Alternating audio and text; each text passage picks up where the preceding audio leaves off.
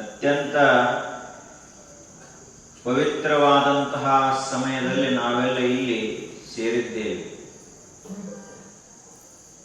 ಯಾವ ಸಮಯ ಪವಿತ್ರ, ಯಾವ ಸಮಯ ಅಪವಿತ್ರ ಅಂತ ಹೇಳಿ ನಾವು ಮಾಡುವ ಕೆಲಸದ ಮೇಲಿನಿಂದ ನಿರ್ಧಾರಿತ ಆಗುತ್ತೆ. ಈ ಸಮಯದಲ್ಲಿ ನಾವು ಏನು ಮಾಡ್ತೀವಲ್ಲ, ಮಾಡುವಂತಹ ಕೆಲಸದ ಮೇಲಿನಿಂದ ಆ ಸಮಯ ಪವಿತ್ರ ಅದನೋ ಅಪವಿತ್ರ ಅದನೋ ಅಂತ ಗೊತ್ತಾಗುತ್ತೆ. ಅದರಂತೆ ಈ ಶ್ರಾವಣ ಮಾಸದ ಸಾಯಂಕಾಲದ ಸಮಯ ಏನದ, ಇದು ದಿನದ 24 ತಾಸಿನಲ್ಲಿಯೇ ಅತ್ಯಂತ ಪವಿತ್ರವಾದಂತಹ ಸಮಯ. ಯಾಕೆ ಅಂದ್ರೆ ಈ ಸಮಯದಲ್ಲಿ ನಾವು ಮಾಡಬಾರದ ಯಾವ ಕೆಲಸಗಳನ್ನು ಮಾಡುವುದಿಲ್ಲ,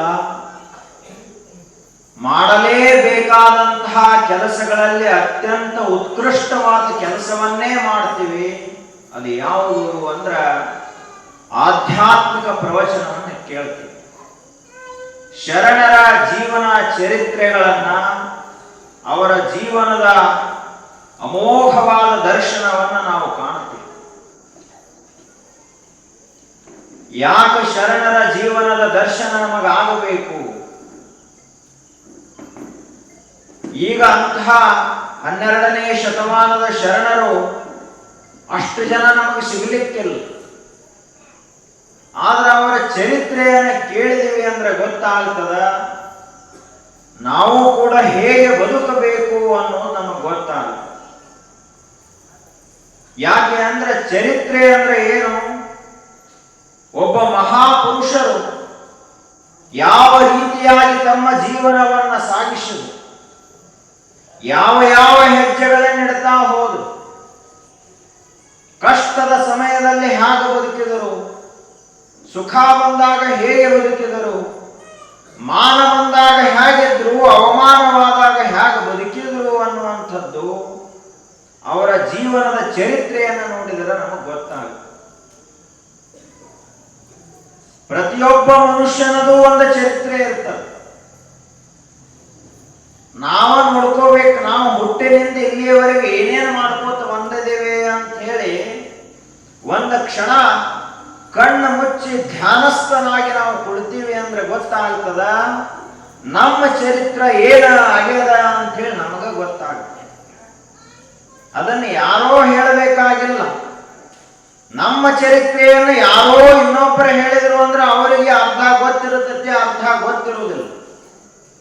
ಆದ್ರೆ ನಮ್ಮ ಚರಿತ್ರವನ್ನು ನಾವೇ ಅವಲೋಕನ ಮಾಡಿದೀವಿ ಅಂದ್ರೆ ಗೊತ್ತಾಗ್ತದ ನಾವು ಎಷ್ಟು ಚಲೋ ಅದೀವಿ, ಎಷ್ಟು ಕೆಟ್ಟದೀವಿ ಅಂತ ನಮಗೆ ಗೊತ್ತಿರುತ್ತೆ.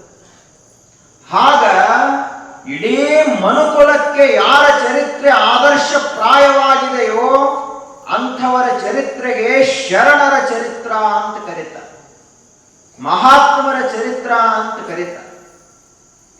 ಆ ಚರಿತ್ರೆಯನ್ನು ನಾವು ನೋಡ್ತಾ ಇದ್ದೇವೆ. ಅಂತಹ ಮಹಾಶಿವಶರಣರಲ್ಲಿ ಅಗ್ರಗಣ್ಯರಾದಂಥವರು, ಯಾರ ಜೀವನವೇ ಶಿವಪಥವನ್ನು ತೋರಿಸುವುದಕ್ಕಾಗಿ ಇತ್ತು, ಯಾರ ಮಾತುಗಳು ಈ ಜಗತ್ತಿನಲ್ಲಿ ಶಾಶ್ವತವಾದಂತಹ ವಚನ ದೀಪ್ತಿಯನ್ನು ಬೆಳಗಿಸಿತು, ಯಾರು ತೋರಿದಂತಹ ದಾರಿ ಇವತ್ತಿಗೂ ಕೂಡ ಅಷ್ಟೇ ಸ್ಪಷ್ಟವಾಗಿ ದಿಗ್ದರ್ಶಕವಾಗಿದೆಯೋ ಅಂಥವರು ಯಾರು ಅಂದ್ರ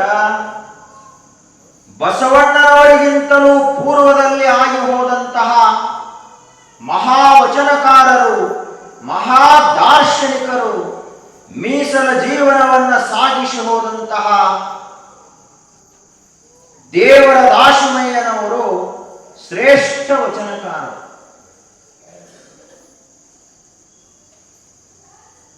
ಪ್ರತಿಯೊಬ್ಬ ಮನುಷ್ಯ ಯಾವ ರೀತಿಯಾಗಿ ಬದುಕ್ತಾನ ಅಂದ್ರ ನಿನ್ನೆ ನೋಡಿದ ಹಾಗೆ ಯಾವ ರೀತಿಯಾಗಿ ಅವನಿಗೆ ಸಂಸ್ಕಾರ ಸಿಗುತ್ತದಲ್ಲ ಆ ರೀತಿಯಾಗಿ ಆ ಮನುಷ್ಯ ಬೆಳೀತಾನೆ. ಒಂದು ವೇಳೆ ಸಂಸ್ಕಾರವೇ ಸಿಗದೆ ಹೋದ್ರ ಅವ ಶೋಷಣ ಆಗುವುದು ಹೆಂಗೆ ಸಾಧ್ಯದ? ಅದರಂತೆ ತೊಗರಿಯ ಕಣಜ ಅತ್ಯಂತ ಸಮೃದ್ಧವಾದಂತಹ ನಾಡು ಕಲಬುರಗಿ ಜಿಲ್ಲೆಯ ಸುರಪುರ ತಾಲೂಕಿನ ಮುದನೂರು ಅನ್ನುವಂತಹ ಪರಮ ಪವಿತ್ರವಾದಂತಹ ಊರಿನಲ್ಲಿ ಆ ಊರು ಹೆಂಗಿತ್ತು ಅಂತ ಕೇಳಿದ್ರ ಶಾಸನಗಳಲ್ಲಿ ಹೇಳ್ತಾರೆ. ಅದರ ಉಲ್ಲೇಖವನ್ನ ದಕ್ಷಿಣ ಭಾರತದ ವಾರಣಾಸಿ ಅಂತ ಯಾವುದಕ್ಕಾದ್ರೂ ಕರೀತಿದ್ರ, ದಕ್ಷಿಣ ಭಾರತದ ಕಾಶಿ ಅಂತ ಯಾವುದಕ್ಕಾದ್ರೂ ಕರೀತಿದ್ರ, ಅದು ಕಲಬುರಗಿ ಜಿಲ್ಲೆಯ ಸುರಪುರ ತಾಲೂಕಿನ ಮುದನೂರು ಅನ್ನುವಂತಹ ಗ್ರಾಮ ದಕ್ಷಿಣ ಭಾರತದ ಕಾಶಿಯಾಗಿತ್ತು. ಅಂತಹ ಕಾಶಿಯಲ್ಲಿ ಮುದನೂರಿನಲ್ಲಿ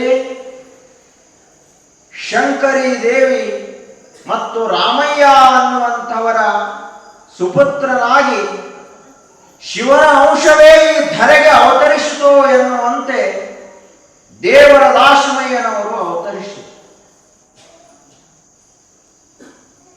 ಅವರು ಎಂತಹ ಅಮೋಘವಾದ ವ್ಯಕ್ತಿತ್ವ ಅವರದಿತ್ತು ಅಂದ್ರ ಚರಿತ್ರೆಯನ್ನು ನೋಡ್ತಾ ಹೋದಂತೆ ಗೊತ್ತಾಗುತ್ತೆ. ಅವರ ಒಂದು ವಚನ ಬಹಳಷ್ಟು ಪ್ರಸಿದ್ಧ. ಕಡೆಗೀಲಿಲ್ಲದ ಬಂಡಿ ಹೊಡೆಗೆಡುವುದ ಮಾಂಬುದೆ,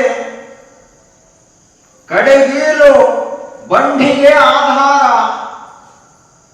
ಕಡು ದರ್ಪವೇರಿದ ಒಳಲೆಂಬ ಬಂಡಿಗೆ ಮೃಡ ಶರಣರ ನುಡಿಗಡಣವೇ ಕಡೆಗೀಲು ಕಾಣ ರಾಮನಾಥ ಅಂತ ಹೇಳ್ತಾರೆ. ಸಾಮಾನ್ಯ ಉದಾಹರಣೆಯನ್ನು ಕೊಟ್ಟ ನಮಗೆ ತಿಳಿಸೋ ಪ್ರಯತ್ನ ಮಾಡ್ತಾರೆ. ಈ ಜಗತ್ತಿನಲ್ಲಿ ಎಲ್ಲಕ್ಕಿಂತ ಸುಲಭವಾಗಿ ಅರ್ಥವಾಗುವಂತಹ ಉದಾಹರಣೆಗಳು ಅಂದ್ರೆ ರೈತರ ಉದಾಹರಣೆಗಳು. ಒಕ್ಕಲಿಗರ ಉದಾಹರಣೆಯನ್ನು ಕೊಟ್ಟು ತಿಳಿಸಿ ಹೇಳಿದ್ರ ಸಣ್ಣ ಕೂಸುಗಳಿಗೆ ಸಹಿತ ತಿಳಿತದ, ಅಷ್ಟು ಚಲೋ ಇರ್ತಾವ. ವಿಜ್ಞಾನದ ಉದಾಹರಣೆ ಹೇಳಕ್ ಮಾತ್ರ ಬರೀ ವಿಜ್ಞಾನಿಗಳ ಅಷ್ಟೇ ಅರ್ಥ ಆಗುತ್ತೆ. ಆ ಬಳಿಕ ತತ್ವಜ್ಞಾನಿಯ ಕ್ಷೇತ್ರದ ಯಾವುದೇ ದೃಷ್ಟಾಂತ ತೆಗೆದುಕೊಂಡ್ರೆ ಕೆಲವೇ ಜನರಿಗೆ ಅರ್ಥವಾಗುತ್ತದೆ. ಆದ್ರೆ ಹಳ್ಳಿಯಲ್ಲಿ ಬದುಕ್ತಕ್ಕಂತಹ ರೈತರ ಉದಾಹರಣೆಗಳನ್ನು ಕೊಟ್ರ ಸರ್ವರಿಗೂ ತಿಳಿತು. ಅವ್ರು ಹೇಳ್ತಾರ, ಇದೇನು ಎತ್ತಿನ ಗಾಡಿ ಇರ್ತದ, ಆ ಎತ್ತಿನ ಗಾಡಿಗೆ 2 ಗಾಲಿಗಳಿರ್ತಾವ. ಆ 2 ಗಾಲಿಗಳಿಗೆ ಕಡೆಗೀಲು ಅಂತ ಒಂದಿರ್ತದ. ಗಾಲಿ ಬಹಳಷ್ಟು ದೊಡ್ಡ ಅದಾವ, ಗಾಲಿ ಅಷ್ಟು ದೊಡ್ಡ ಈ ಕಡೆಗೀಲಿಲ್ಲ, ಬಹಳ ಸಣ್ಣ ಅದಾವ ಕಡೆಗೀಲ.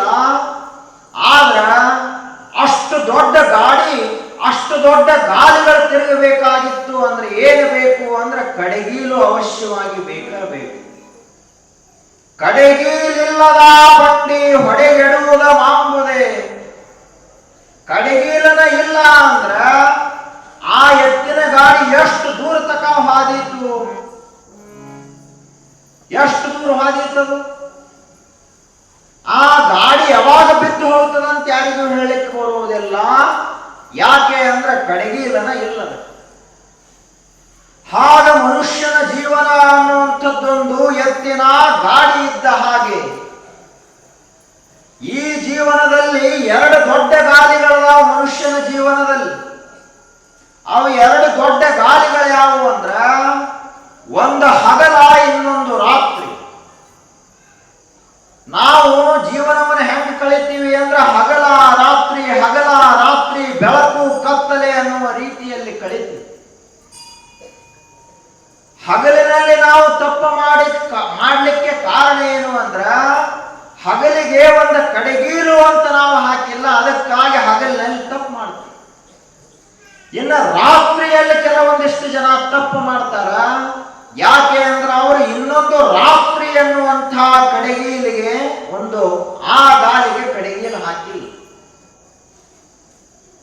ನಾವೆಲ್ಲ ತಪ್ಪು ಮಾಡುವುದು ಏನು ಅಂತ ಕೇಳಿದ್ರ, ಮುಂಜಾನೆಯಿಂದ ರಾತ್ರಿ ಮಲಗುವವರೆಗೆ ಎಷ್ಟೋ ತಪ್ಪುಗಳನ್ನು ಮಾಡ್ತೀವಿ, ಸುಳ್ಳು ಹೇಳ್ತೀವಿ, ಕೆಟ್ಟ ಕೆಲಸಗಳನ್ನು ಮಾಡ್ತೀವಿ.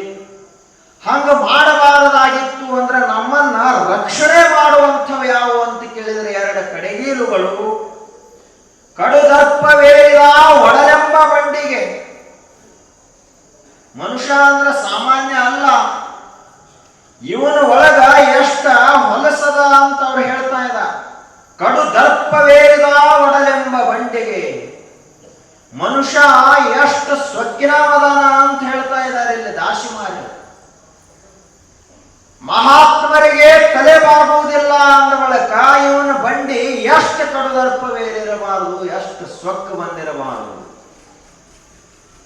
ಬಸವಾದಿ ಶಿವಶರಣರನ್ನ ನೆನೆಸುವುದೇ ಇಲ್ಲ, ಮರ್ತ ಬಿಟ್ಟಾನ ಅಂತಂದ್ರ ಪ್ರಪಂಚ ಎಷ್ಟು ರುಚಿ ಆಗಿರಬಾರದು, ಅಧ್ಯಾತ್ಮ ಎಷ್ಟು ಕಹಿ ಆಗಿರಬಾರದು ಅಂತ ವಿಚಾರ ಮಾಡಬೇಕು. ಅದಕ್ಕೆ ಹೇಳ್ತಾರೆ ಅವರು, ಕಡುದರ್ಪವೇರಿದ ಒಡಲೆಂಬ ಬಂಡಿಗೆ ಮೃಡ ಶರಣರ ನುಡಿಗಡನವೇ ಕಡೆಗೀಲು ಕಾಣ ರಾಮನಾಥ.